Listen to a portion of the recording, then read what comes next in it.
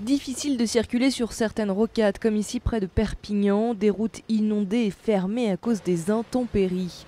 Dans la soirée, la situation est revenue peu à peu à la normale. Il y a des motifs de croire que la situation va s'améliorer dans la mesure où nous avons une forte décrue en raison à la fois de l'arrêt des intempéries et d'autre part en raison d'une fermeture du barrage situé en amont sur la rivière Agly, où actuellement donc subsistaient des risques sur les communes de Thoreil, mais la situation est en passe de devenir extrêmement favorable.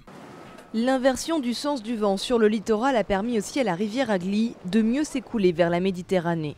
Le cours d'eau avait atteint 7,50 mètres de hauteur. Évacués de leurs habitations, plus de 750 personnes ont accepté de rejoindre les centres d'hébergement mis à disposition par les communes. Le Secours populaire nous a amené du matériel, donc ben voilà, je dessine. Ça les occupe et puis moi aussi. On vient déjà quelques années ici, on connaît bien la région et tout ça, mais c'est la première fois que ça m'arrive. Le principal, c'est qu'il n'y ait rien, qu'il n'y a pas de dégâts. Et puis, si on doit passer une journée ou deux ici, c'est pas grave. Selon la préfecture des Pyrénées-Orientales, le plus dur est passé. La rivière Agly a connu une crue majeure comparable à celle de novembre 1999.